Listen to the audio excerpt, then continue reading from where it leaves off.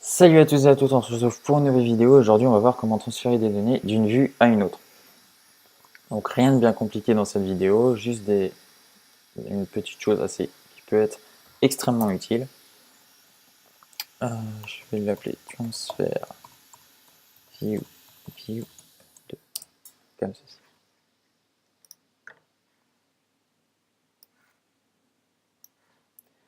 Alors, on commence dans notre main storyboard, où il va falloir qu'on commence par créer deux vues différentes. Donc pour ça, c'est assez simple. On ajoute juste quelque chose. Enfin, on va commencer par remettre ça ici à la bonne taille et ajouter une nouvelle vue. Voilà, comme ceci. Je la remets également à la bonne taille, voilà. Alors, sur la première, je vais mettre un bouton Send pour envoyer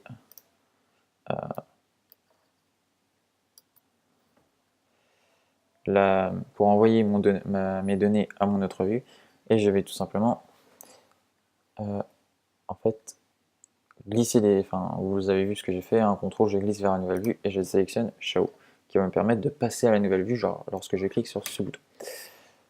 Ici, je vais mettre un label en fait où je vais afficher la valeur que j'ai choisie.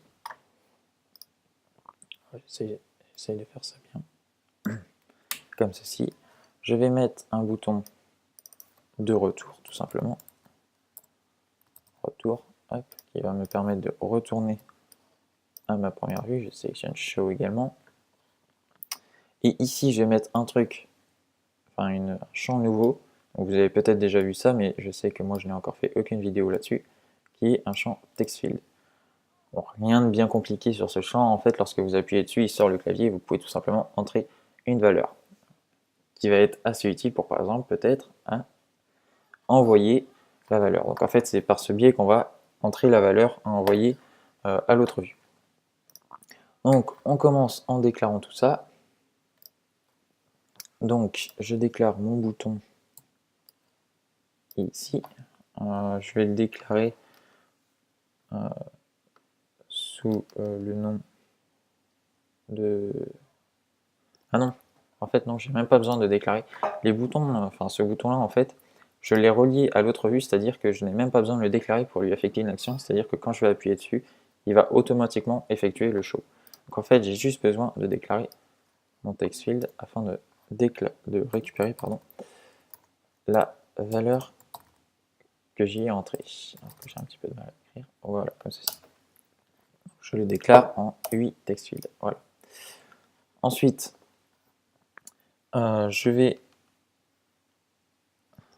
avoir besoin de déclarer également le label de cette deuxième vue. Seulement, en fait, eh bien, cette deuxième vue ne va pas avoir le même contrôleur. Vous pouvez le voir ici, qu'elle n'est pas reliée à un contrôleur, contrairement à cette vue qui est automatiquement reliée à votre view controller.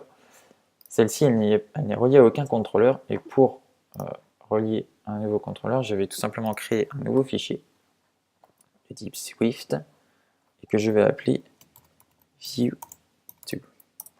Bon, c'est pas vrai. Voilà. Et à l'intérieur de ce fichier, bon, je vais commencer en faisant un petit import uikit, comme ceci. Et alors, qu'est-ce que je vais faire? En fait, je vais tout simplement créer une classe,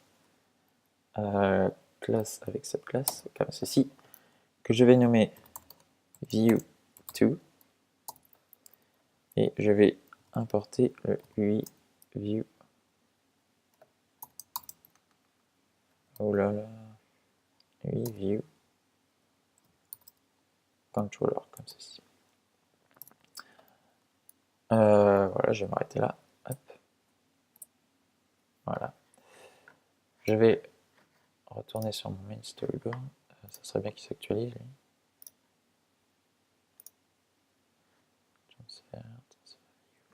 Et je choisis mon view2. Voilà. Comme ceci. Et là, je vais pouvoir déclarer mon label. Ah non. Alors avant, il faut que je sélectionne ceci et que je lui affecte comme classe justement ma nouvelle classe view2. Voilà. Et maintenant, je vais pouvoir déclarer directement dans ma classe, comme ceci. Je vais tout simplement le déclarer sous le nom label, comme ceci.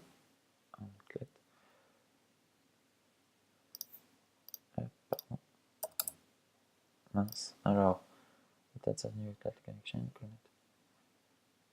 Class name view2. Ça veut dire quoi ça?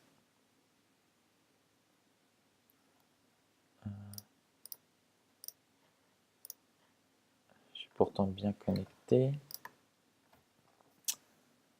Alors, voilà. On va essayer.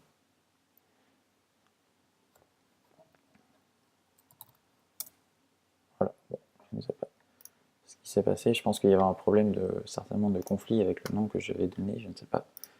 Bref, ça fonctionne. Hop, voilà. Alors, je vais maintenant retourner dans mon ViewController et je vais commencer par récupérer en fait, enfin je vais commencer directement par l'envoi. Donc pour envoyer une valeur, c'est assez simple, je la déclare en override, donc je vais faire une petite fonction qui va être tout simplement prépare for Segwit, ce qui va en fait tout simplement me préparer à l'envoi. Donc let, je vais indiquer la destination de ma valeur, controller, view2 segwit.destination viewController as view2, comme ceci. Ensuite, je fais tout simplement dest viewController point, et là je récupère si c'est ça. Alors oui, je ferai ça après parce qu'en fait, grâce à ceci, je vais pouvoir accéder en fait aux variables présentes ici. Sauf que ce que je vais faire tout simplement, je vais commencer par créer un viewDidLoad ici. Donc override think viewDidLoad tout simplement. Et je vais mettre if. Alors, je vais créer ma variable qui va contenir en fait le texte du label texte, qui va me permettre en fait de modifier le texte du label. Alors, if label text equals, donc si en gros j'ai envoyé aucune valeur, alors label text equals, hop, no value, comme ceci. Et ensuite, je fais tout simplement label.text equals label text. Voilà.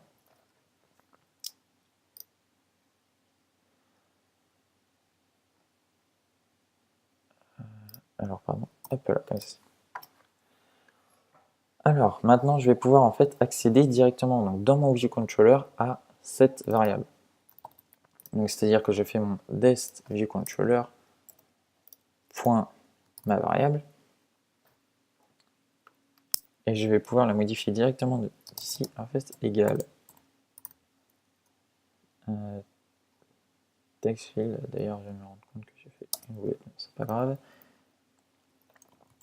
Point text, comme ceci.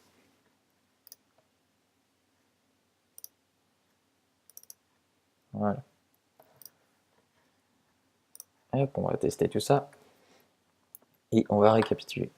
Alors, qu'est-ce qui se passe? Ici, je fais une fonction qui est prepare for Segwit, qui va me préparer l'envoi. Et ici, je lui indique donc la destination de l'envoi de la variable, qui est destViewController ici, qui va vers View2.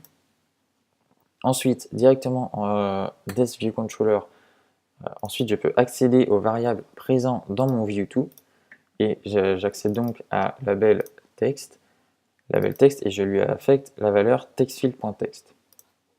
C'est-à-dire la valeur que j'aurai entrée ici en fait. Ensuite, donc la variable arrive ici, donc sur mon View2, et je la récupère ici, au niveau dans mon ViewDidLoad en fait, où j'envoie direct ma valeur. Donc ici, c'est-à-dire qu'il vaut la valeur que j'ai entrée. Ensuite, je fais une simple condition pour savoir si elle est vide. Si elle est vide, j'affecte noValue pour que je sache qu'en gros, il ne se passe pas un bug. Puis, j'affecte cette variable à label.text afin de l'afficher sur l'écran. Donc, on va tout simplement tenter d'envoyer ceci, comme ceci par exemple, send, et là on voit bien que j'ai bien French Programmation qui s'affiche.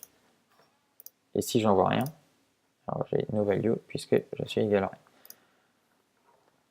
Voilà, donc c'est un tutoriel assez simple, rien de bien compliqué.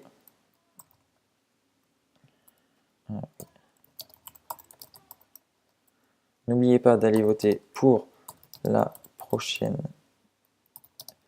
vidéo sur notre site web.